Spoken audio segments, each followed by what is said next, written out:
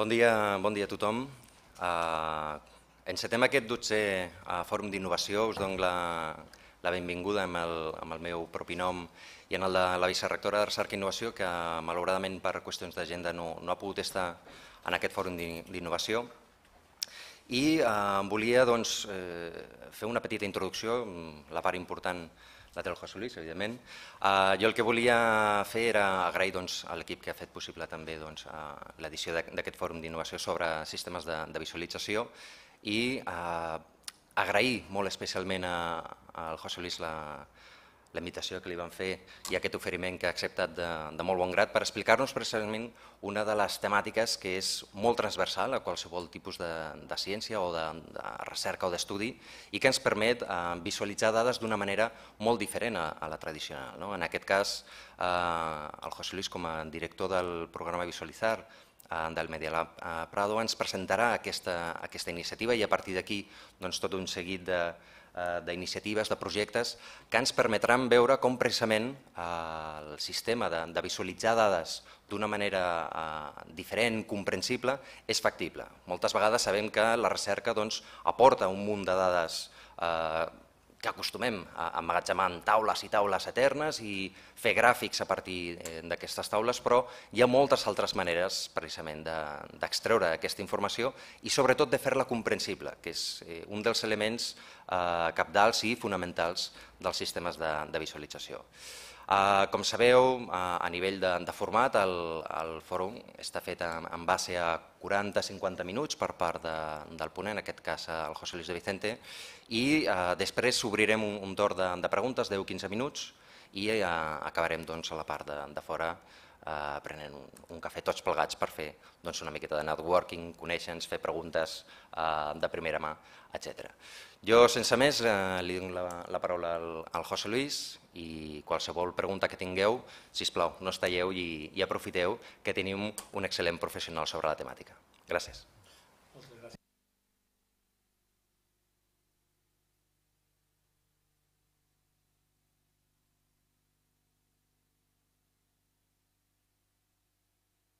Fa molts anys que viu a Barcelona, doncs això és una mica de context. També, malauradament, encara soc un molt millor conferenciant a castellà que a català, doncs si me sembla, continuaré en castellà. Quería hablaros un poco del trabajo que realizamos desde hace 5 años en esta institución de Madrid, Media Lab Prado, alrededor de la estética, la cultura, la política y también las posibilidades en muchos ámbitos de los datos a gran escala, pero no quería contaros lo que hacemos en un cierto contexto de por qué lo hacemos, o en buena medida dónde estamos ahora y cuál es el estado de la cuestión acerca de por qué surgen todo un conjunto de metodologías que dan soporte a una serie de prácticas, como habéis dicho, tremendamente transdisciplinares, que reúnen tanto a gente como a campos de conocimiento y especialización de muchos ámbitos distintos y también están dando pie y emergiendo a un cierto modelo de industria incipiente, pero que empieza a mostrar la cara, que también ofrece básicamente nuevos prismas interpretativos del mundo. Y en realidad lo que quería contar era, antes que nada, usando unas cuantas historias, porque creo que es más fácil y más interesante, ¿por qué? ¿Por qué tenemos necesidad de estos nuevos prismas interpretativos del mundo? Y para ello voy a empezar hablando a partir de una palabra que todos hemos escuchado últimamente mucho y sus implicaciones. ¿Qué me puede decir lo que es esto? ¿No? Exacto, esto es lo que se llama un UAV, un Unmanned Aerial Vehicle, un vehículo aéreo no tripulado, conocido más popularmente últimamente como un dron, y esto es la cara de la guerra hoy. No son, sobre todo, grandes frentes con trincheras, no son, sobre todo, o principalmente, todas esas imágenes de los conflictos bélicos que tradicionamos. La guerra hoy, sobre todo, son centenares de vehículos de estos que están en estos momentos suspendidos sobre los cielos de sitios como Irak o Afganistán, pero también de otros sitios como la frontera entre México y Estados Unidos o incluso la frontera en el Estrecho de Gibraltar. Y al otro lado de estos vehículos hay señores como estos que están a miles de kilómetros, literalmente, donde está el vehículo, y que viviendo en un estado binario un poco raro van todos los días a la oficina de 9 a 5 y aunque en teoría son agentes centrales en un conflicto bélico, su trabajo es mucho más parecido al de cualquier otro analista de información. Estar durante una jornada entera delante de una pantalla e intentar interpretar todo lo que ven, intentar entender todo lo que ven. Y lo que ven básicamente son cosas como esta. Alguien definió, y era muy interesante, que intentar entender lo que está pasando en un área de conflicto a través de una señal de vídeo retransmitida desde el aire por un vehículo es algo así como intentar seguir un partido de fútbol si no hubiera marcadores en la pantalla, si no hubiera retransmisión y si ni siquiera conocieran las reglas del deporte. Es decir, no es fácil, precisamente. Y centenares y centenares de personas trabajan todos los días haciendo esto, mirando estas señales de vídeo, intentando interpretar qué está pasando, no solamente en tiempo real, no solo para ver que en ese momento hay alguna acción interesante, sino para intentar descubrir patrones, para intentar encontrar relaciones, para intentar entender qué clase de agentes operan sobre el territorio y de qué manera se mueven. Y el problema es que a pesar de que hay muchos analistas, no hay tantos analistas como robots, como drones voladores, ni tantos como cámaras que están grabando 24 horas al día. Tanto que en el año 2009 el ejército americano estimó que grabó 24 años seguidos de grabaciones aéreas a través de vehículos no tripulados. Es decir, que si una única persona tuviera que sentarse a ver todo el material almacenado y preservado, grabado desde los cielos de Irak y Afganistán, tendría que estar viendo vídeo durante 24 años. Y de hecho esto solamente va a empeorar, porque no solamente los drones se están extendiendo como una tecnología esencial y cada vez habrá menos cazas de combate y habrá más drones, porque ocupan cada vez más de sus funciones, pero además los primeros drones tenían una cámara, los siguientes tenían 2, los siguientes pasan a tener 8. Es decir, hay una incapacidad de seguir el ritmo al que una estructura, una máquina como esta, que de alguna manera es la superproducción cinematográfica más cara de todos los tiempos, acumula información y aumenta la información que acumula. Y un general del ejército americano describió esta situación de una manera muy clara y muy gráfica y que creo que es extensible a la posición donde estamos hoy en día todos, no solamente los analistas de inteligencia del ejército americano. Vino a decir que hoy en día estamos nadando en sensores y nos estamos ahogando en datos. Y es así, es literalmente. Nuestras capacidades para almacenar información, para generar arquitecturas que recogen y la almacenan, se han disparado exponencialmente. Y se han disparado tan rápido que lo han hecho a una velocidad muchísimo mayor que nuestra capacidad para desarrollar capacidades cognitivas y estrategias de análisis y de interpretación que hayan ido a la par de esta explosión. Si queréis que nos vayamos a un ejemplo mucho más cercano y mucho más veces para entender esto que se llama el diluvio de datos, o que algunos llaman el tsunami de datos, vamos a ir a un ejemplo mucho más cercano, no en los tecnología cara e inaccesible en los cielos de Afganistán. En el año 2001, cuando Apple lanzó el primer modelo de iPod al mercado, hace exactamente 10 años, un iPod tenía 5 gigas de capacidad de almacenamiento, que al ratio de compresión que recomendaban venía a quebrar unas 1000 canciones, y se vendía por unos $399. Y seguro que todos recordáis que la revolución que suponía poder llevar 1000 canciones en tu bolsillo y el cambio de paradigma que eso suponía respecto a la relación que tenías con la música, con el material que usabas y con incluso cómo este modelaba tu uso de un material como la música. 8 años después, cuando estas cifras dejaron de actualizarse, porque de alguna manera habían llegado ya casi al techo de probablemente lo razonable o lo deseable, el mismo modelo equivalente de iPod almacenaba 160 gigas, es decir, equivalente a 40.000 canciones, y se vendía por $249. Es decir, para hacer un poco una relación, que en 8 años, y en un periodo tan corto como la última década, éramos capaces de almacenar y comercializar un 3.200% más de información por un 40% menos de coste. Algunos han llamado a esto...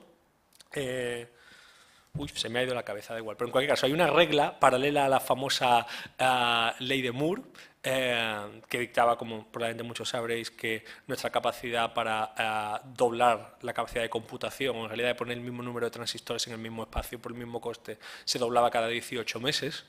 Pues algunos ven que hay una progresión paralela o cercana a nuestra capacidad de almacenar información. Hasta el punto que si hoy en día nos planteamos en la gran mayoría de sistemas basados en almacenar información, ¿cuál es la solución más barata y más eficiente y menos problemática a la pregunta ¿qué información guardar? La respuesta es todo el tiempo, para siempre, porque el coste de almacenar la información está tendiendo muy rápidamente a cero.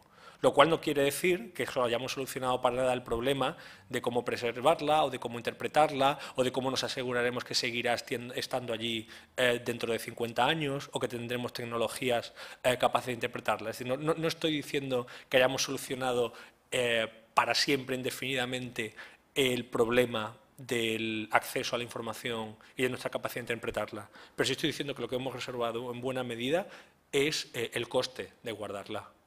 Y esto significa un cambio y una transición muy importante acerca de nuestra relación con la información como material. Siguiente pregunta. ¿Qué creéis que es esto? Esto es exactamente la nube. La nube es una de las metáforas generadas por la industria tecnológica más falsas, de alguna manera, o más mentirosas, o que llaman a más confusión del mundo, porque la nube es esta imagen que tenemos de que nuestros datos ya no descansan en discos duros físicos almacenados en nuestro ordenador, sino que están en todas partes y nuestros mensajes están de correo están en Gmail, entonces podemos acceder a ellos desde cualquier sitio, las canciones están en Spotify, ya ni siquiera necesitamos todos esos decenas de gigas del iPod porque ya ni siquiera necesitamos guardarlos nosotros, hay alguien que los guarda por nosotros y los vídeos están en YouTube, etcétera, y esto se llama la nube. No tienes que preocuparte, vayas a donde vayas, bajarán desde la nube y caerán a ti. Bueno, por supuesto, la nube no puede estar en todas partes sin estar en alguna parte, y la nube está concretamente en sitios como esto. Esto es un data center. Y la industria de los data centers, de alguna manera, podríamos decir, es la nueva... los data centers son a la sociedad de la información los que los complejos fabriles fueron a la revolución industrial. Son de alguna forma la consecuencia necesaria, la marca sobre el territorio. Y en buena medida, un data center es casi más una máquina que un edificio, aunque tenga apariencia de edificio. La industria de los data centers también es tremendamente... hace un gran ejercicio de secretismo o de discreción acerca de cuáles son sus funciones y sus localizaciones, de tal manera que en la puerta de un data center de Google o de Facebook normalmente no encontrarás un enorme cartel a lo largo de todo el edificio que dice Google o Facebook. Digamos que cuando se trata de guardar las cosas de la gente es mejor ser algo más discreto. Hasta el punto que habiendo cada vez más información, pero en un tiempo relativamente poca sobre la localización de los data centers, alguien realizó este mapa marcando las localizaciones de los data centers de Google en ese momento, que era hace un par de años, y obviamente no dejan de crecer. Y no deja de tener una cierta ironía que el mapa que almacena donde están los data centers de Google esté almacenado a su vez en un data center de Google.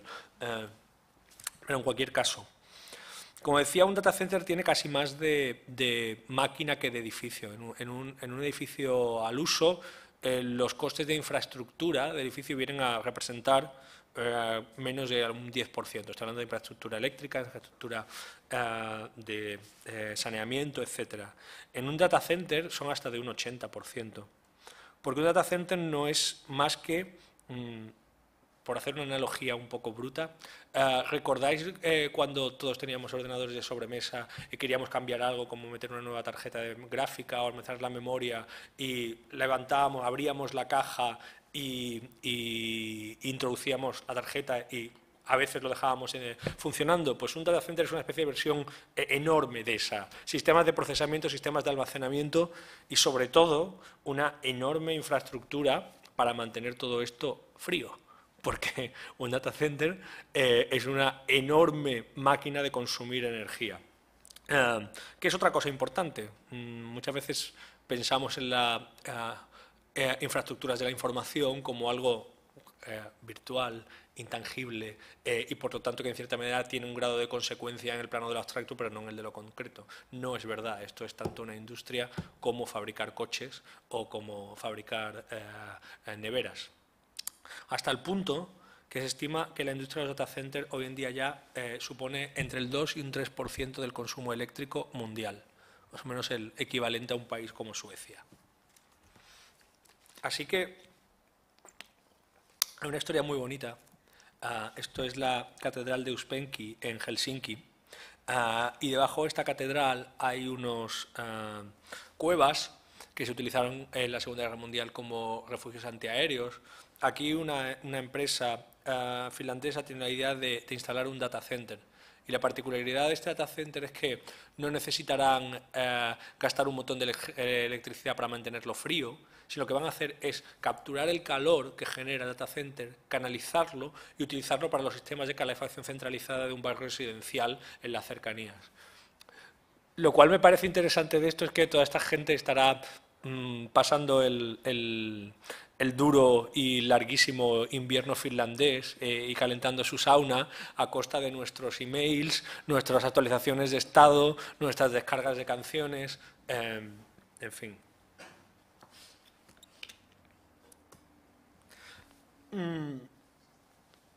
Cuando tenemos información y tenemos que extraer valor de ella, muchas veces la manera imprescindible para poder hacerlo es generar un lenguaje que nos permita asimilarla por encima de nuestras capacidades lineales.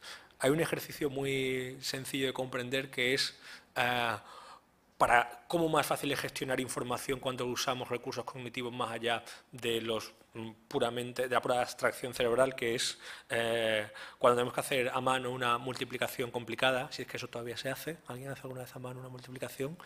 Pues la escribimos en un papel, ¿no? La pasamos en un papel. Y ese ejercicio de sacarla al exterior, de alguna manera de volcarla sobre una herramienta que nos permite gestionarla mejor, es ya un ejercicio de aumentar nuestra capacidad cognitiva. La historia de cómo hemos utilizado recursos adicionales, de hecho, para entender las implicaciones de cómo extraer valor de la información es bastante larga y tiene ya una tradición al menos de un par de siglos. Y de hecho, si hablamos del diseño de la información y de la historia del diseño de la información, esta surge en paralelo a la de la estadística. Es decir, casi tan pronto cuando empezamos a entender en el siglo XIX el valor de acumular información, tabularla, hacerla comprensible y buscar relaciones en todos esos datos, empezamos a buscar estrategias para hacerla más comprensible representándola visualmente. Este, por ejemplo, es uno de los ejercicios pioneros de visualización o referentes por parte de Florence Nightingale, la enfermera que fue de alguna manera pionera en el cuidado sanitario a gran escala, global, y sus diagramas de las casas de mortalidad en los ejércitos del este, asignando a una relación de fechas y de enfermedades una proporcionalidad para entender cuándo y de qué se estaban muriendo soldados en el frente. O uno de los grandes clásicos de los ejercicios de la visualización de la información en el siglo XIX es la herramienta que utiliza prácticamente casi a la vez que Florence Nightingale de trabajo John Snow en Inglaterra, uno de los padres de la epidemiología, para descubrir y para determinar de una manera finalmente cuál es la causa del cólera, cuál es el origen de la enfermedad del cólera y cómo ésta se transmite en las grandes ciudades, en un momento en que las explosiones de cólera suceden en todas o en muchas de las grandes ciudades industrializadas europeas y son tremendamente mortales, con una incidencia brutal sobre la población civil. Había explosiones de cólera que podían acabar hasta con el 10% de los residentes de un barrio, y esto pasaba en el centro de Londres o en el centro de París.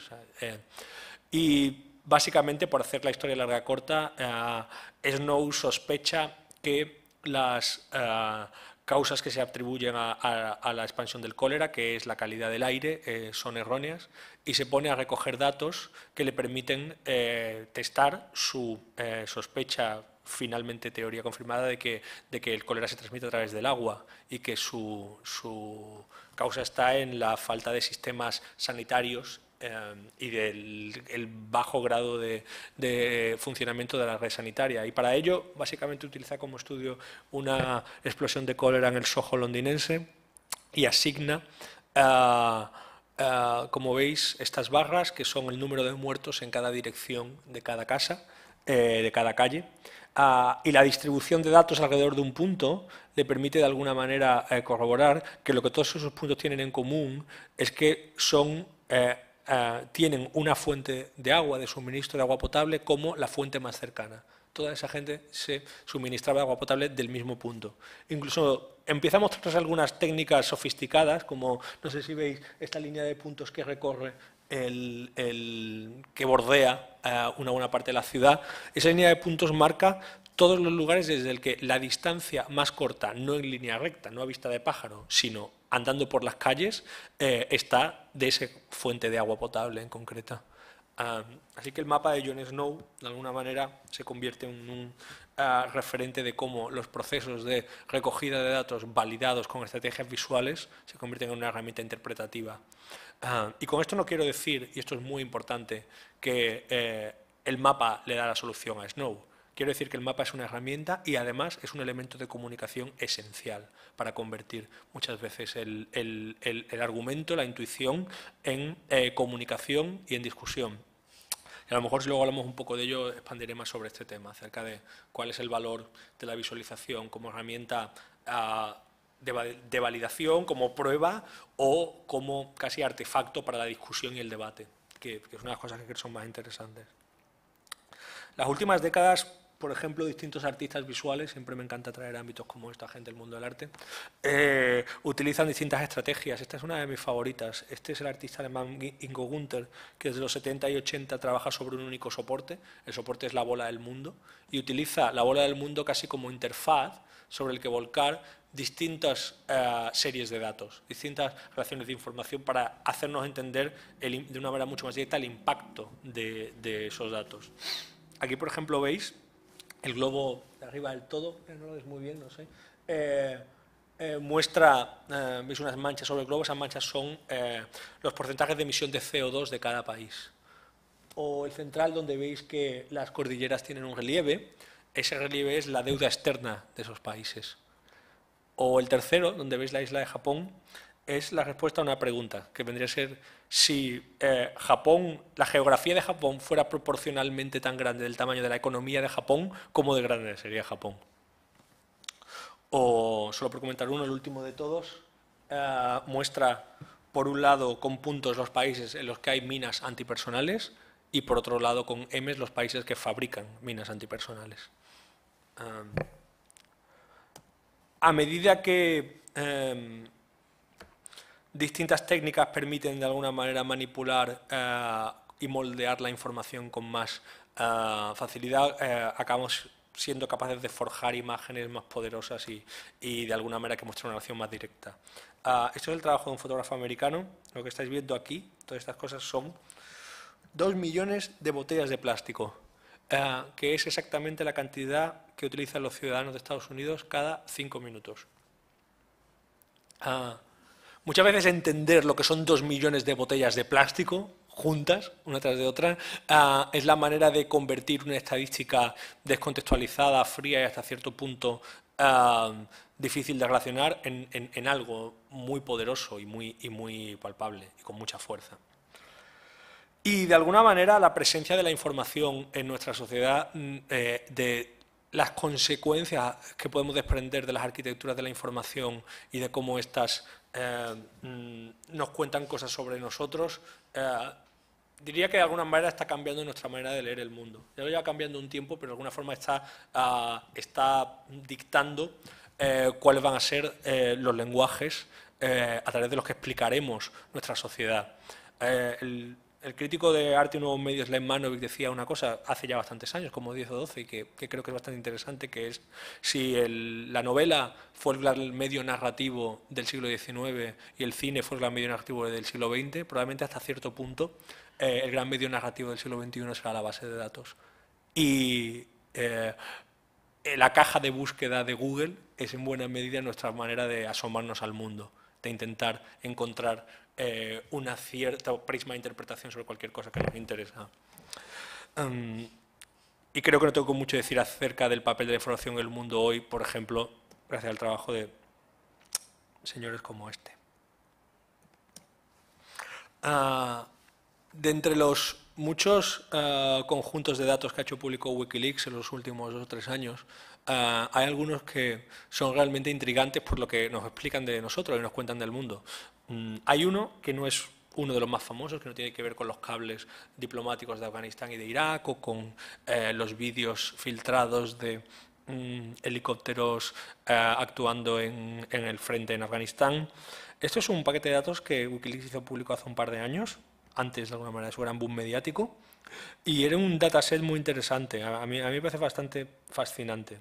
Son medio millón de mensajes que circulaban por una red de comunicación concreta, un día concreto. La red de comunicación eran las redes de busca. ¿Recordáis los mensáfonos, aquella tecnología que existía antes de los móviles, que servía para hacer para contactar a alguien a distancia y que solamente tenían una pantallita al que podías mandar un mensaje y esa persona llamaba a un teléfono y recibía el mensaje allí?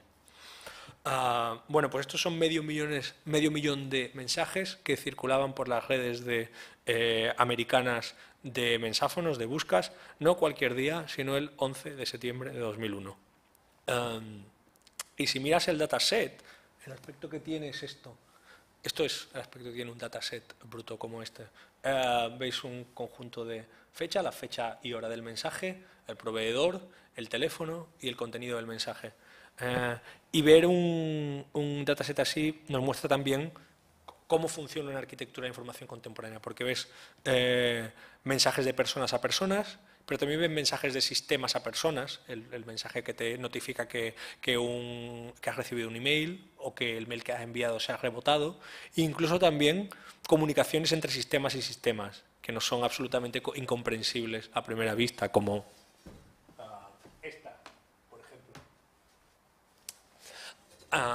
Lo que me parece tremendamente interesante de este dataset es que muestra un acontecimiento histórico que estaremos recordando durante décadas y que los historiadores seguirán refiriéndose a él durante siglos, desde medio millón de pares de ojos distintos, simultáneamente. Es decir, pasamos de tener por una serie de relatos consolidados básicamente a través de la documentación que generan los medios y de los testimonios personales, a tener un registro, primero, desde muchos puntos de enfoque y por otro lado, multinarrativo en el sentido de desde muchas perspectivas personales distintas. Y también algo que me parece tremendamente interesante, cosas que hasta ahora eran sí etéreas de alguna manera, eran temporales, eran fugaces, como la comunicación que tienes puntualmente con alguien, de repente están preservadas en una base de datos, en un dataset en algún sitio, en una compañía de comunicaciones, en uno gubernamental, y 10 años después puede volver a aparecer y reemerger. Y algo que pasó interesante cuando Wikileaks hizo público este dataset es que la gente empezó a buscar los mensajes para encontrar los más interesantes, los más intrigantes, y los empezó a escribir y a postear en Twitter, una tecnología que no existía en este momento, de alguna manera como si todos esos momentos se reencarnaran en una nueva tecnología inconcebible en algún momento. Bueno, solamente diré una cosa para que hagamos este ejercicio desde el yo y el vosotros. ¿Qué pasará dentro de 200 años, de 100, cuando todos estemos muertos, pero quizás todas nuestras actualizaciones de estados en Facebook o todas nuestras actualizaciones o todos nuestros mensajes en Twitter sigan en algún data center almacenadas en algún sitio? Creo que de alguna manera muestra un cierto cambio de relación con cómo contamos y cómo narramos las historias desde lo personal. Eric Rodenberg de Steinman, que es uno de los estudios de visualización de datos más importantes del mundo, explica muy bien cuál es, en este estado de cosas, el papel de la visualización de la información. La visualización de la información se está convirtiendo más que en un conjunto de herramientas, tecnologías y técnicas para interpretar grandes conjuntos de datos. Está emergiendo como un medio por su propio derecho, con una amplia gama de capacidades expresivas. Y esto creo realmente que es como deberíamos de interpretar a las culturas de visualización de la información y representación de la complejidad. No como solamente unas técnicas, sino como un lenguaje. Porque este lenguaje además está infiltrando en muchísimos contextos y medios. Y hay incluso técnicas de representación de la información que son ya, de alguna manera, cultura popular, parte de nuestro vocabulario, como forjar los últimos 10 años o 15 años. Un ejemplo, ¿quién sabe lo que es una nube de tags? ¿Quién, cuando ve una nube de tags, puede entender lo que está viendo? No me digáis que no, por favor. Es decir, si veis una página con un montón de palabras de distintos tamaños en un mismo color, pues sabéis lo que quiere decir, ¿no? Bueno, pues eso es visualización de la información y eso es una manera de cómo una técnica se ha convertido de alguna manera, ha metamorfosizado en una característica de nuestro lenguaje hoy. Este es un concepto que probablemente habréis visto o que veréis con mucha frecuencia, data driven. Tiene una traducción difícil, o sea que casi no lo voy a intentar, pero vendría a ser de qué manera, por un lado, la disponibilidad de estos conjuntos de datos mucho mayores acerca prácticamente de cualquier tema y en cualquier contexto, lo que se viene a llamar Big Data. Y Big Data, por poner una cantidad, dicen que es lo que tenemos cuando pasamos la órbita del petabyte, que es lo que hay por encima del terabyte, como unidad de medida y de trabajo. Está abriendo muchas puertas y muchas direcciones, porque, y esto es una frase importante en este contexto, más es diferente. Es decir, el disponer de una cantidad de información mucho más grande para interpretar un acontecimiento, un fenómeno, no significa solamente un incremento en lo que tenemos que hacer, sino que permite nuevas perspectivas y requiere de nuevas maneras de acercarse a él. Un ámbito, por ejemplo, en el que esto está teniendo un impacto es en lo que se viene veniendo a llamar como periodismo de datos, que básicamente es aplicar las técnicas de lo que se llama minado de datos, data mining y análisis estadístico a grandes fenómenos que generan información para contar historias. El periódico inglés El Guardian, por ejemplo, ha sido un pionero de la práctica del periodismo de datos. Este es su data blog, el blog de casos de datos, que tiene un lema que lo explica mucho, los facts are sacred, los hechos son sagrados. Y es interesante porque una cosa que hacen es suministrar en bruto, en formatos descargables, tabulados, para ser analizados, todos los datos que sustentan una historia, cualquier artículo que publica el periódico. Es decir, cualquier historia que el periódico cuenta fundamentada en datos, pues de alguna manera se entiende que el código fuente de la historia es proporcionar los datos que se utilizaron para generarla y se le pide a los lectores que si quieren puedan hacer cosas con ellos. Este, por ejemplo, es una de las visualizaciones que realizaron a partir del dataset de Wikileaks sobre los incidentes bélicos en Irak, que básicamente, y creo que esto es un buen ejemplo de cómo la visualización se convierte en este nuevo lenguaje narrativo, nos explica muy bien el salto de contar una crónica de guerra como un relato subjetivo desde un punto de vista concreto, a construir una aplicación como esta, que básicamente es una base de datos georreferenciada sobre un mapa, indicando todos y cada uno de los incidentes bélicos de los enfrentamientos que hubo entre los dos bandos de entre el 2004 y el 2009 durante 5 años a lo largo de distintos puntos del país, incorporando toda la información que esos leaks que Wikileaks hizo público incorporaban sobre cada uno de esos incidentes concretos. Con lo cual, de alguna manera, pasamos de una lógica de la lectura y de la linealidad a una lógica de la exploración. O sea, el artefacto es este y tú, como usuario, lo exploras para, hasta cierto punto, intentar sacar tus propias conclusiones. Y esta es, de alguna manera, la historia completa. Cuando la administración Obama llegó al gobierno, hace ya casi 4 años, en el 2008, tuvo la transparencia institucional como uno de sus valores máximos, en alza. Y hizo de esto un estandarte, del cual, hasta cierto punto, se ha, con la crisis, desmarcado, o al menos no ha apoyado con medios financieros con la misma fuerza con lo que hizo originalmente. Pero, en cualquier caso, se convirtió en un pionero y tuvo una gran influencia mundial en sacar adelante iniciativas como esta, data.gov, que es el portal gubernamental de la administración americana, que da acceso a todos los, o a una selección, no a todos, datasets, conjuntos de datos que generan las administraciones públicas, en este caso las agencias gubernamentales, primero por transparencia, pero también como un proceso de fomento de la innovación, pensando que hay un valor en generar estos datos que son financiados con dinero público y a ofrecer acceso a ellos a través de medios reutilizables. Esto es muy importante. El otro día, por ejemplo, aquí en España se hicieron públicas las declaraciones de bienes de los senadores y diputados. Se hicieron públicas como un conjunto de PDFs, que es un medio no reutilizable. Es decir, esa montaña de PDF básicamente era un conjunto de fotografías, no era una base de datos tabulada. Y esta es una de las demandas en general del movimiento Open Data y de unas políticas de transparencia y de acceso a los datos fiables y seguras. No basta con dar acceso, hay que dar acceso en formatos que animen a su uso y a generar procesos de innovación a partir de ellos. Este es uno de mis proyectos favoritos de Open Data, que creo que explica muy bien qué cosas se pueden hacer y qué cosas no. Lamentablemente es un proyecto que creo que se ha clausurado, que ya no funciona, pero no, básicamente pretendía dar acceso a un conjunto de datos que son los indicadores de calidad que generan las escuelas públicas inglesas, en un formato que los padres de los estudiantes de esas escuelas pudieran entender. De alguna manera, haciendo una correlación entre lo que dicen esos indicadores y un lenguaje como este.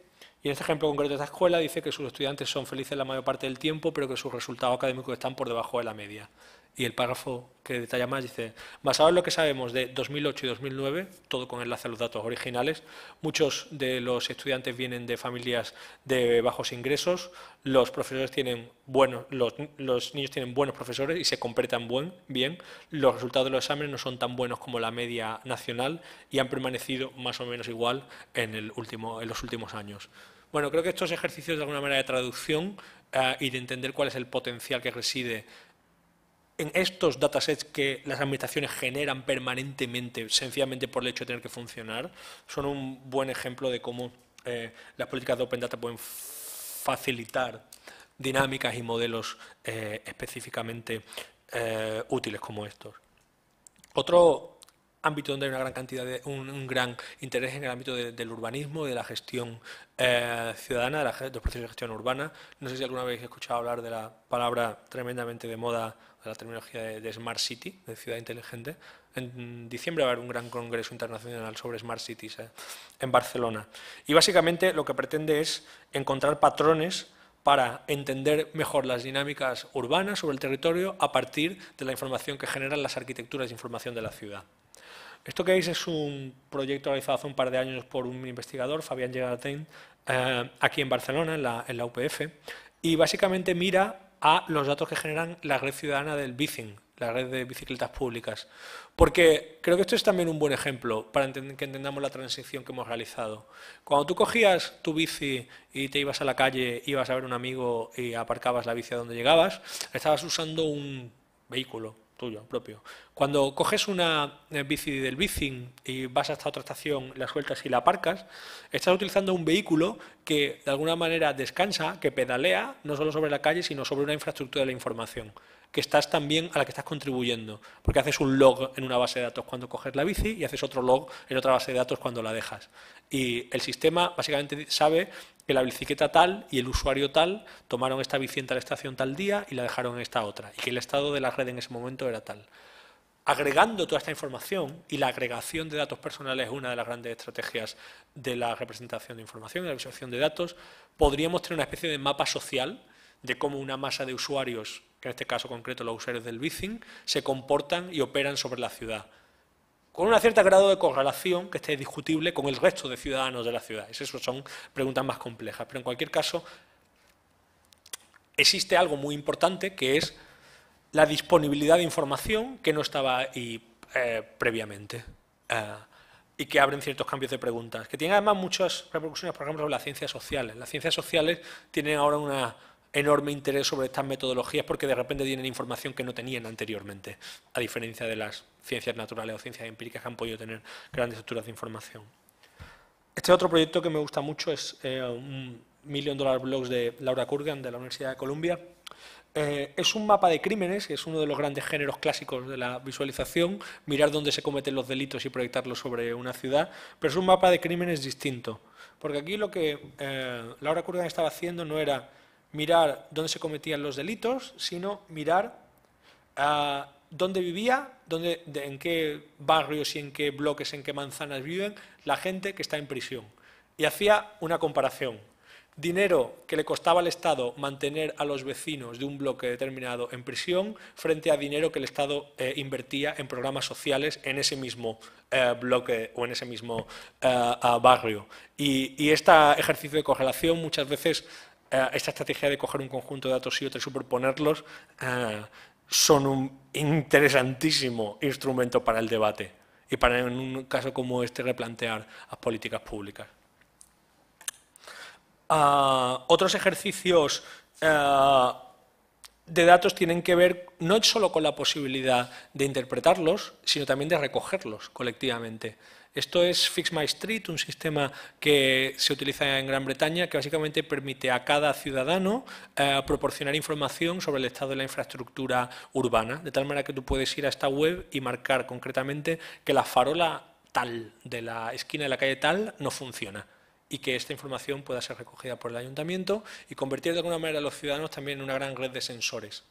Porque muchas veces los sensores no tienen por qué ser solamente hardware, también pueden ser personas. O un par de ejemplos cercanos.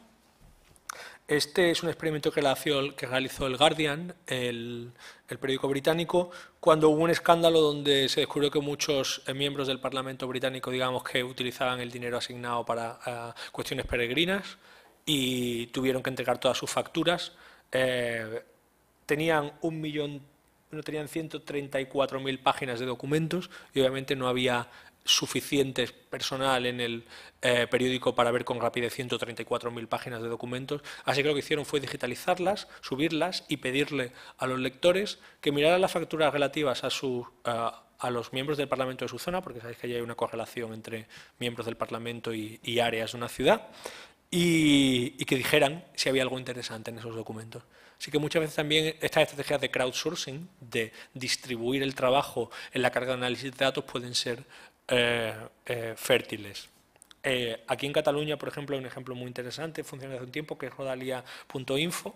Rodalia.info es una infraestructura paralela de información sobre el estado de la red ferroviaria, que suministra, donde la información no viene de Renfe ni de Ferrocarriles de la Generalitat, sino de los propios usuarios de la red, que a través de Twitter utilizan un hashtag determinado referido a cada línea para suministrar información sobre cuál es el estado de funcionamiento de esa línea en ese momento concreto.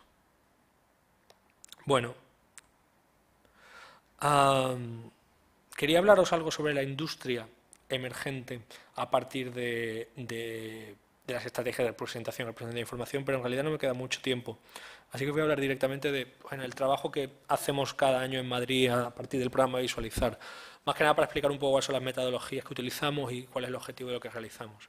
Antes que nada tengo que explicar que Media Lab Prado es un tipo muy especial de institución. No es una institución académica en el sentido de una universidad como esta, no es solamente un centro cultural en el sentido de un museo, de un centro cultural, es más bien una especie de institución de investigación pública de puertas abiertas y abierta y generada para la sociedad civil. Es una institución que de alguna manera funciona sobre el principio de que cualquiera puede ser un investigador, que cualquiera puede enrolarse en un proceso de investigación y aportar algo valioso, incluso si no es un experto.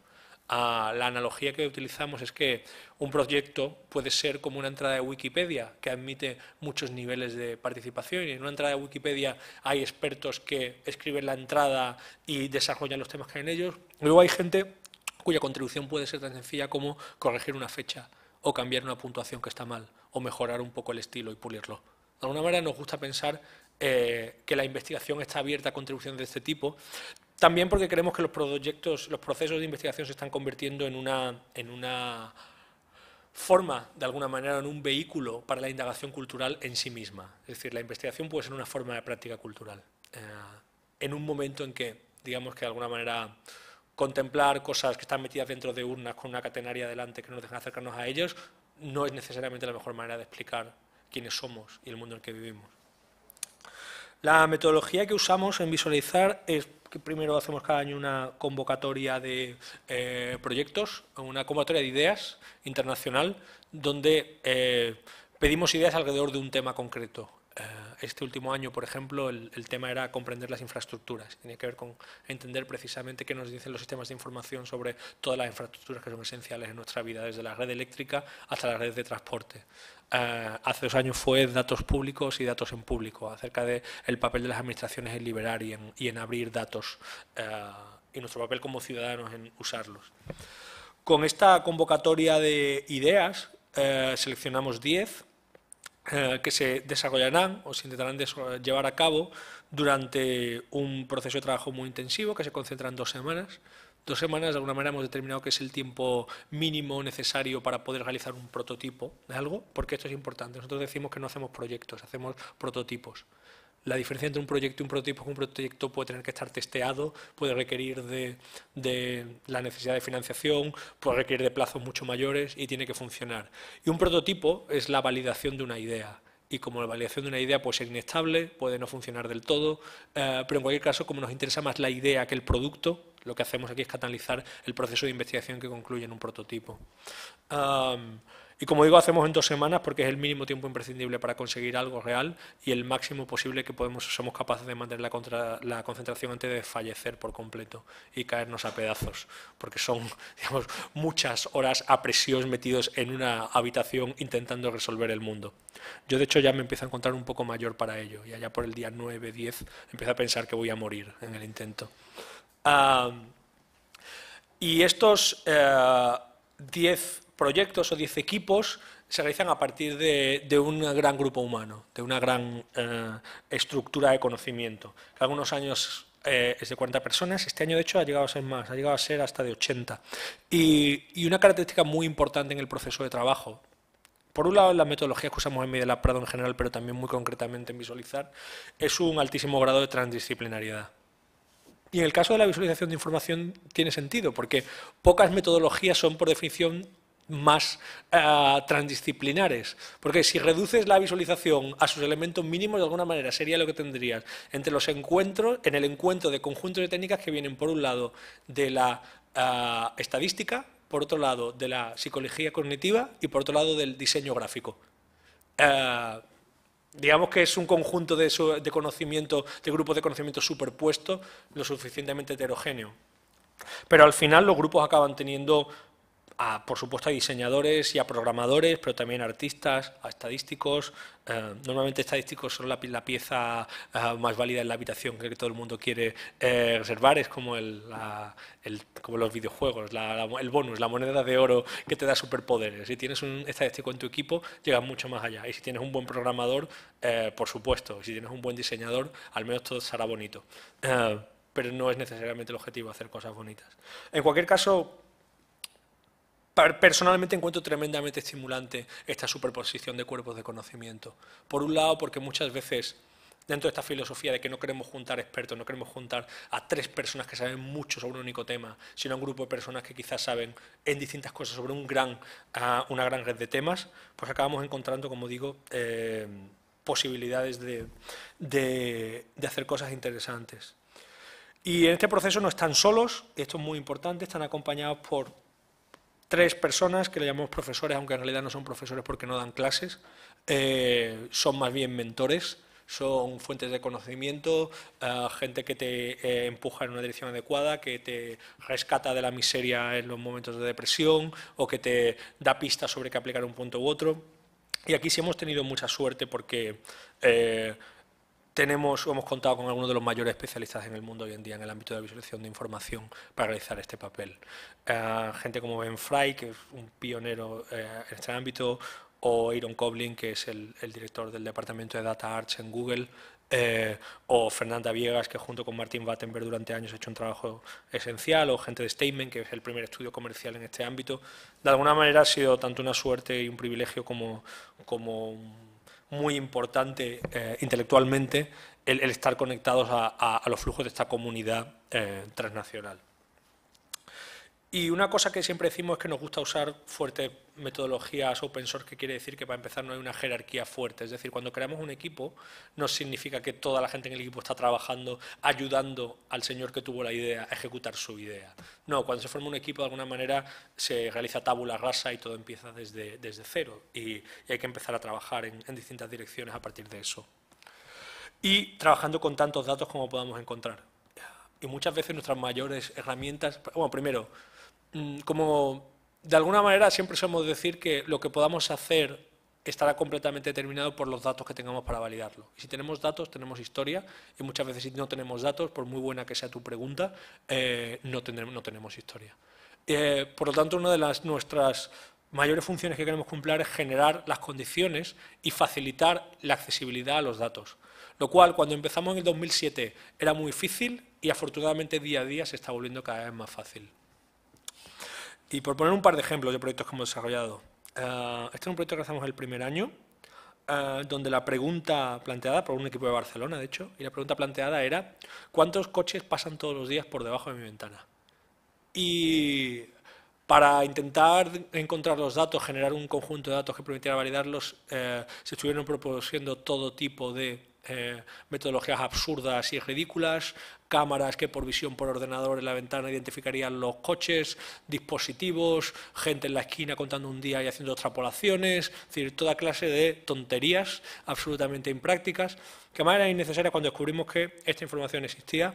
Las ciudades, hay una industria completa del tracking de tráfico, porque las ciudades tienen que modelar o conocer hasta cierto punto cuáles son los flujos de tráfico de una ciudad, para cosas como para prever cómo se comportará el tráfico y programar los semáforos, etcétera.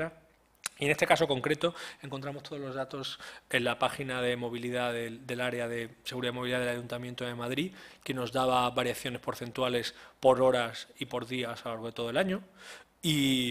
Pero esto era un buen ejemplo de qué podíamos hacer en un proyecto como este, cuál podía ser nuestra contribución, porque es evidente que esto no le dice mucho al ciudadano y el paso siguiente que había era este, tampoco es que sea excesivamente rico y sofisticado e interesante.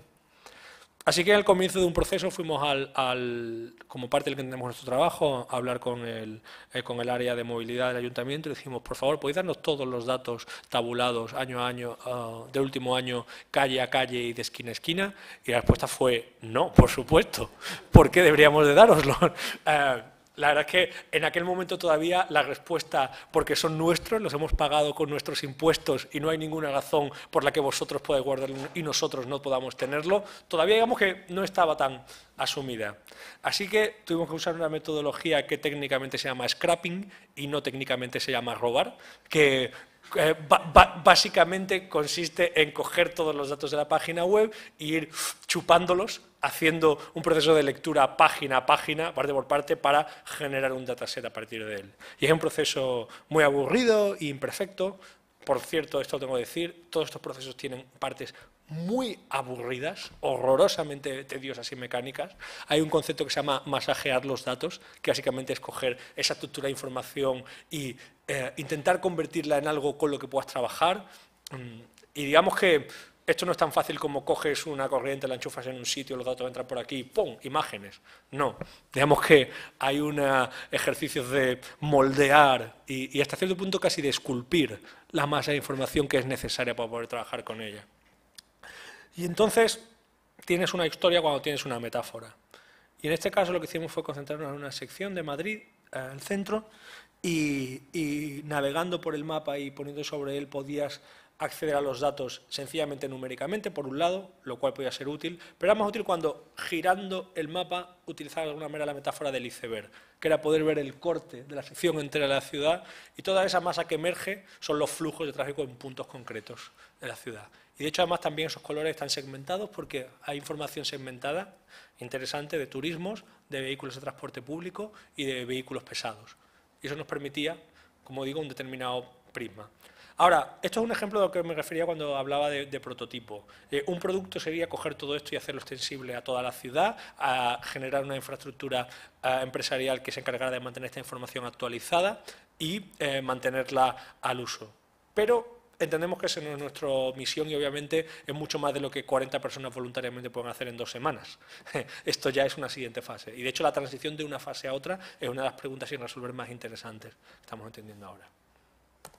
Un par de años después hicimos otra pregunta que tenía que ver con otra infraestructura energética ciudadana, otra infraestructura ciudadana, que eran las estaciones de medición de calidad del aire, que como sabéis son obligatorias. Hay 5 sustancias en aire que hay que medir por ley en todas las ciudades y en este caso concreto fuimos a la Concejalía de Medio Ambiente y pedimos acceso a estos datos y en este caso gustosamente nos lo dieron y nos dieron un CD con todos los datos de producción de las 28 estaciones de medición de la polución de Madrid del 2008, que viene a ser una especie de diario de la polución. Y tomando esos datos hicimos básicamente un prototipo. A ver, el vídeo que explica el proyecto es un poco largo, que se puede llegar directamente a la parte. Lo explica. Que bueno, con una serie de mallas. De hecho hubo 2 prototipos, hubo un prototipo físico que, bueno, era una idea interesante de cómo hacer una especie de escultura pública de datos, que lo que hacía era pulverizar vapor en aire e inyectar color en el agua vaporizada, proporcional a los valores de medición de datos de la estación más cercana al punto donde estaba instalado. Con lo cual, esta fuente pública de agua no solamente sería una fuente de agua, sino de agua e información, porque el color del agua, que de día lo hacíamos con esta sustancia que estaba hecha con caramelo y era como súper difícil de trabajar con ella, y por la noche con luz, con LEDs, pues de alguna manera se convertía en esta, como digo, escultura de datos que te decía no solamente cómo era un espacio, sino que había en el aire que tú no podías ver. Pero digamos que la herramienta más común que hicimos fue el prototipo digital, que es este, una herramienta que está online y que todavía podéis usar y que básicamente te muestra cada una de las distintas sustancias segmentadas, su evolución en el tiempo en un punto concreto. ¿Y cuál sería el objetivo de esto? Pues el objetivo de esto sería, por ejemplo, entender cosas como cuál es la incidencia en el aire en que el Madrid juega una tarde en la Castellana frente a que no juegue la semana siguiente. O si eres alérgico o sufres de asma, ¿qué significa que vivas en un barrio frente a vivir en el otro? Pero también, una vez más, como digo, como herramienta, es muy importante como herramienta para el debate porque enseguida empiezas a plantear cosas como bueno, los datos que tenemos, en el fondo, dependen de dónde están situadas las estaciones. ¿Y qué es lo que pasa cuando el ayuntamiento de repente quita una estación de un sitio y la pone en otro sitio? Que curiosamente suele ser al lado de un parque. Y, es decir, ¿qué sabemos en realidad y cómo podemos fundamentar una discusión seria sobre el debate de cuál es la calidad del aire en nuestra ciudad si lo único que tenemos es una infraestructura imperfecta y también altamente politizada para recoger toda esta información? En el fondo, por eso quería destacar esto, que la visualización de la información, a pesar de utilizar muchos elementos del lenguaje de la ciencia, de las metodologías de la ciencia, no son experimentos empíricos que nos quieren dar respuestas unequívocas, objetivas y frías sobre el estado de las cosas. Son objetos culturales, y como objetos culturales son herramientas para el debate, para la discusión, para informarnos y también para tomar decisiones. Y al fin y al cabo, como esto, creo que en el estado actual de las cosas son imprescindibles y no vamos a hacer de alguna manera más que seguir utilizándolas en los próximos años para poder tener más debate sobre el estado de las cosas. Nada más. Ahora, si queréis, podemos hablar.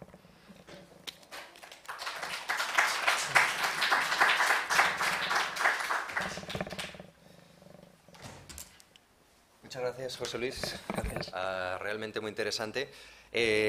Abrimos el turno de preguntas. Me imagino que con todo lo que hemos visto se os habrán planteado varias cuestiones. Yo tengo algunas que si no tendremos tiempo de comentar ahora, lo haremos a posteriori porque tenemos luego un tiempo también para el café. Entonces me gustaría, si alguno de vosotros tiene alguna pregunta, aprovechad que tenemos a José Luis, que es un auténtico lujo tenerlo con nosotros y abrimos el turno de preguntas. Si alguien hace una pregunta menos en 15 segundos, estará batiendo un récord en Barcelona. Porque en Barcelona la fase de silencio incómodo suele durar de minuto a minuto y medio. Sí, de muchas conferencias. Sí, yo voy tabulando. De hecho, estoy cronometrando, estoy esperando a que rompáis el silencio para decir, bueno, la UOC no está mal. Antes estábamos hablando de la diferencia entre hacer preguntas en público en Barcelona y hacerlas en todas partes de la geografía mundial. Esa es una visualización interesante. José.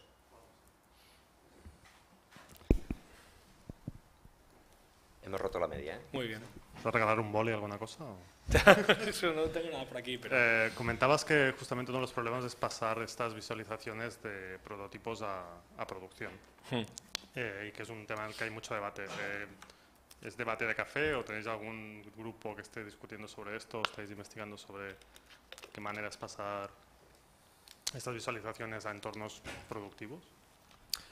Aquí hay varias cosas. O sea, por un lado hay un tema que es que hasta cierto punto, hasta muy recientemente y todavía, el proceso técnico de producir visualizaciones es altamente especializado y altamente costoso. Es decir, no tenemos todavía en cierto punto ¿qué te diría yo?, un equivalente en producir visualizaciones de Flash para hacer animaciones o un sistema de edición de vídeo para hacer audiovisuales. Es decir, todavía es conocimiento altamente especializado que requiere de conocimientos fuertes en programación, en diseño y hasta cierto punto también en estadística y tratamiento de información. Es un proceso lento y por lo tanto es un proceso caro. Y uno de los grandes desafíos ahora mismo es hacerlo más rápido, más asequible, más barato y reducir la curva de entrada para querer producirlo, porque eso permitirá su aplicación en muchos contextos. Yo, por ejemplo, una cosa que estamos trabajando y que me interesa específicamente por mi background personal y porque creo que hay un espacio muy grande ahí es el ámbito del periodismo y de la comunicación. Creo que es un conjunto de lenguajes que se va a convertir y está convirtiendo en una nueva forma de periodismo de investigación. Pero por la propia, primero, por la absoluta crisis paupérrima de los medios y su dificultad de recursos, y por otro lado por el ritmo natural del periodismo, requiere que se realice con una cierta rapidez y con una cierta diligencia. Y de hecho hoy en día los grandes referentes trabajando en periodismo de datos son los grandes medios internacionales como el Guardian o sobre todo el New York Times, que han decidido hacer una apuesta por el lenguaje y tener a 10, 12, 15 personas dedicadas full time solamente a eso. Eso todavía es muy difícil para estructuras con mucho menos medios. Entonces, en los últimos años hay una especie de anhelo permanente de crear las herramientas democratizadoras de la visualización, que permitirán a todo el mundo utilizar datos y trabajar con ellos. Aquí en Barcelona, por ejemplo, Bestiario, que son uno de los estudios de visualización más de referencia de Europa y el de referencia en España, ha hecho una interesante transición pasando de realizar proyectos por encargo a generar un entorno que permita a otra gente hacer visualizaciones a partir de su entorno, de su conjunto de herramientas.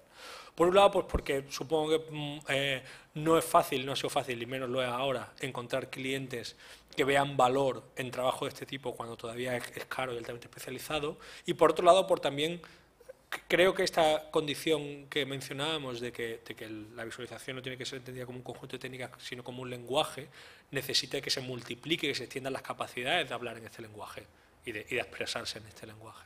Así que, en nuestro caso concreto de Media Lab, en realidad lo que nos gustaría hacer es, de alguna manera, dar el salto de laboratorio a incubadora, ¿no? De permitir que las estructuras humanas que generarían estos procesos de investigación distribuida y abiertos tengan luego las herramientas y los recursos para, en una fase posterior, convertirse en incubadoras de proyectos, en incubadoras de estudios, que sí puedan encontrar vías de financiación y capacitación técnica para convertir estos prototipos en productos. Pero, ya digo, siendo muy interesante es claramente una fase posterior. Ahora mismo lo que estamos focalizados es en divulgación, en difundir conocimiento y también en facilitar estos procesos de investigación.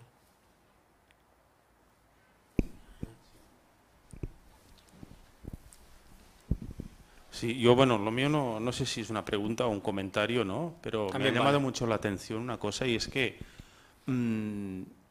claro, tú estás hablando de, bueno, nos has explicado todo este paradigma actual de la información, que el incremento de información provoca un cambio de paradigma, un cambio cualitativo. Hemos visto cómo enlazaba esto con estas formas de visualizar la información, que de hecho son como construir nuevas narrativas para interpretar y explicar esta información. Luego, claro, una de las conclusiones es, creo que tú también lo has dicho, lo has apuntado, es que estamos ante un nuevo lenguaje, ante una nueva manera de explicar las cosas, ¿no? Y esto es un cambio brutal, ¿no?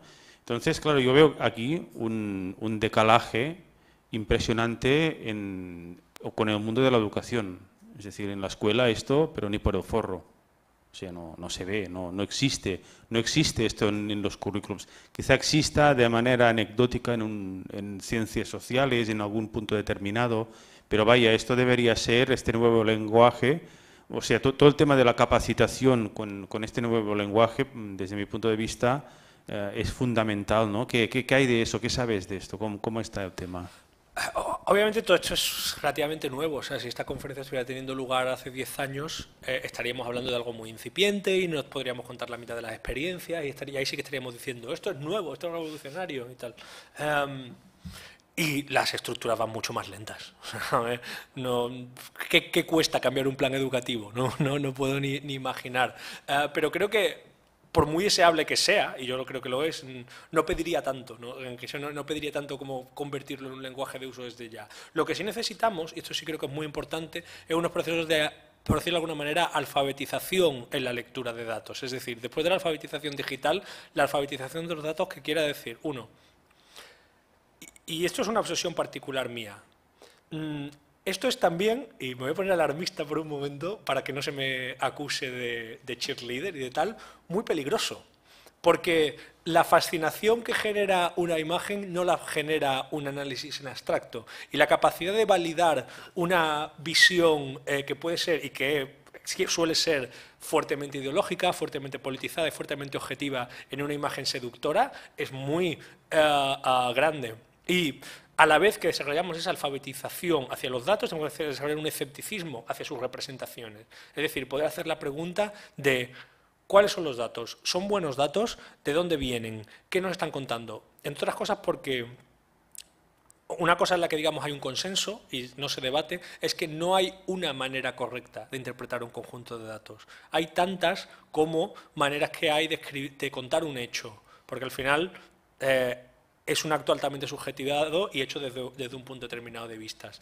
Y no sé si recordáis creo que es un libro, ¿cómo se llama? Mentiras, malditas mentiras y estadística.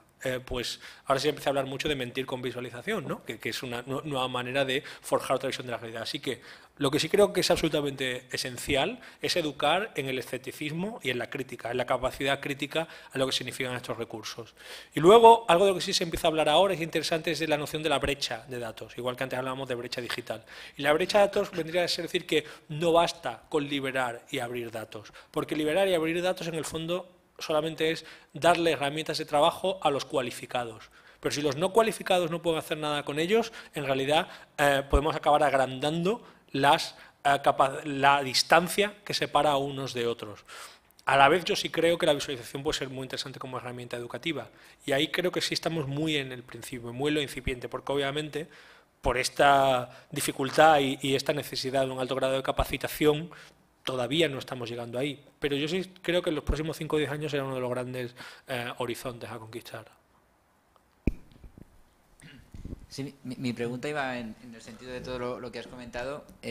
Bueno, yo soy estadístico y vengo de todo el background de haber trabajado con mucha gente y que siempre has tenido que condicionar los resultados que das al cliente final. O sea, incluso clientes que te dicen, no, yo quiero una tabla o quiero 200 páginas y tú le dices, es que no te va a servir de nada, o sea, te lo voy a poner en una y lo vas a ver claro. Es igual, yo quiero las tablas. Entonces, al hilo de todo esto, claro, cuando se abre la puerta de la visualización, se te abren nuevas otras opciones y me gusta mucho el apunte que has hecho de ser abogado, digamos, si quieres, del diablo, de no ser extremadamente seductores o tendenciosos, ¿no?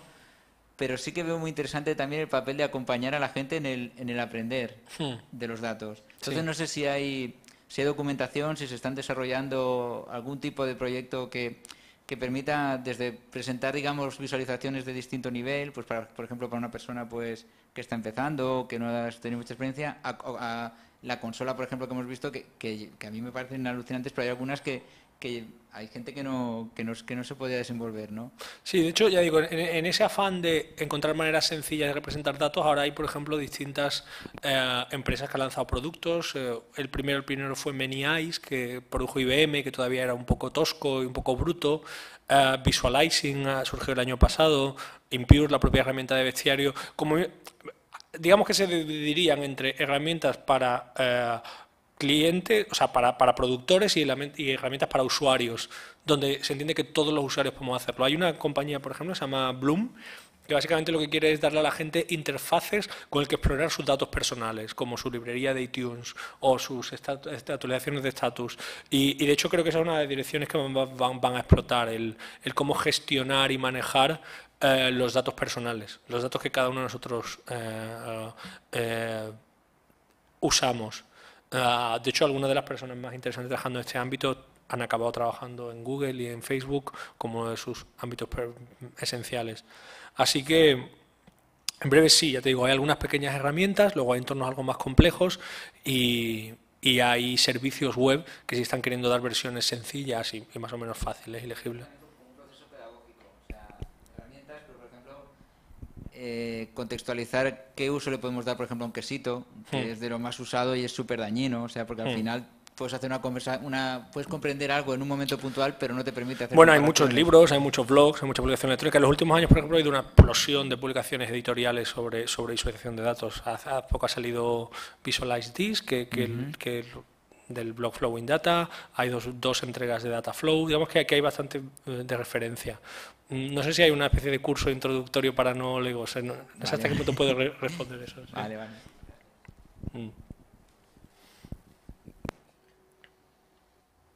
Yo, José Luis, un poco a colación de las dos últimas preguntas que han surgido, me gustaría incluso hacer una pregunta de bajo nivel, es decir, ¿cómo llegáis a definir cuál es el modelo de visualización más adecuado para una serie de conjuntos de datos? Por ejemplo, es un poco lo que comentabas del quesito, ¿no? Todos hemos trabajado con Excel, hemos tenido que presentar datos, sabemos cuándo teóricamente utilizar el quesito y cuándo las barras, por ejemplo, en función de lo que queremos mostrar. En este caso, visualización de datos más complejo y que tiene ya, incluso estamos arrastrando conceptos del data mining más a fondo, ¿cómo determináis o cómo llegáis a la conclusión de que, por ejemplo, este gráfico o esta manera de representar la información es más adecuada que otra? Es decir, ¿no? Si hay algún modelo, alguna metodología... Es un proceso altamente no lineal que al final viene completamente modelado por los datos y por la estructura de los datos. De hecho, hay una famosa y muy debatida paráfrasis que se hace en este ámbito del famoso la forma sigue a la función, ese mantra del diseño, que aquí es la forma sigue a los datos, que de alguna manera es la estructura del dataset, que al final es la materia prima con la que trabajas, la que te permite de alguna manera inferir de ello una forma. Sobre todo por una cosa tremendamente frustrante que te tienes que recordar todo el tiempo, y esa ha sido nuestra experiencia en muchísimos proyectos, que es que cuanto más información tienes, cuanto más datos tienes, más consciente eres de todos los datos que no tienes. Digamos que los focos de luz te alumbran y te permiten ver que allí hay sombra, allí hay sombra, allí hay sombra, allí hay sombra. Entonces hay algo que no diré que es trampa, pero hasta cierto punto sí es esa parte de ese ejercicio que es, bueno, pues obviamente nos vamos a concentrar en lo que sabemos, porque no podemos concentrarnos en lo que no sabemos. Como mucho, podemos expresar que está todo esto que no sabemos. Y en esa relación pues vamos moldeando y trabajando con los datos para encontrar la metáfora más adecuada, para encontrar la imagen que de alguna manera tal.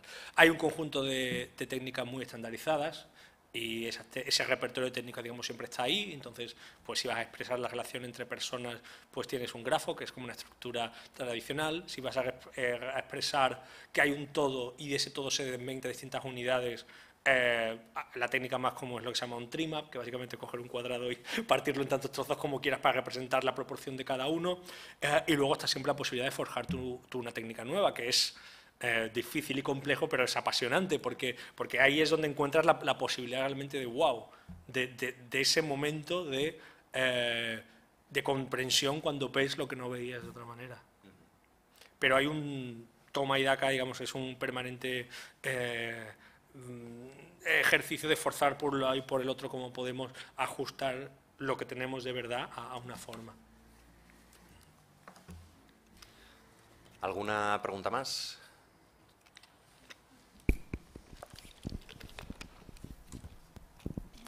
Bueno, yo quiero preguntarte, a ver, ¿cómo ves la visualización de datos en 5 años, por ejemplo? porque lo que nos has enseñado del Jon Snow a lo que estás enseñando ahora no tiene mucho que ver. O sea, sí que es visualización de datos, pero hay mucho más, ¿verdad? Hay una interacción y hay... Yo no creo necesariamente que a un nivel estético estemos hablando de grandes transformaciones, porque en realidad no estaría muy seguro. Es decir, muchas de estas técnicas descansan sobre técnicas del diseño de la información, que de alguna manera es una de las disciplinas que le antecede, y el diseño de la información, digamos, que tiene bastante testeadas cosas que funcionan y cosas que no funcionan. Creo que la mayor parte de novedades van a tener que ver primero con esa progresiva, esperemos, y no sé hasta qué punto es un deseo o una profecía, democratización de los recursos, permitiendo que usuarios cualificados de cualquier software puedan afrontar este proceso, igual que, ya digo, sería el de editar un vídeo o el de ilustrar un gráfico. Pero sobre todo creo que va a tener que ver con las arquitecturas que genera la información, con su grado de accesibilidad y con la adopción social o el deseo de adopción, que puede cumplirse o no, de un determinado repertorio de prácticas que cambien nuestra relación con elementos de la cotidianidad, ¿no? Y creo que ahí están las posibilidades, ¿no? O sea, hay una serie de anhelos que no sé si cumplirán o no, donde tú entiendes de alguna manera la realidad definida mucho más por tu relación con los flujos de datos que a los que estos dan forma. Y, por ejemplo, pues no entiendes ya la factura de la luz solamente como un papel que te viene al fin de mes diciendo cuánto has gastado ese mes, sino que te explica por qué has gastado más o por qué has gastado menos, en qué has ahorrado y en qué podrías haber ahorrado más. O donde no entiendes tu relación con bajar a coger el autobús como un me voy que voy a coger el autobús, sino un saber que si te vas ahora llegarás y lo cogerás enseguida, pero si te vas dentro de 3 minutos a lo mejor ya lo pierdes y no lo vuelves a coger hasta dentro de 15 minutos, con lo cual por eso me tengo que ir ahora y no dentro de 3 minutos.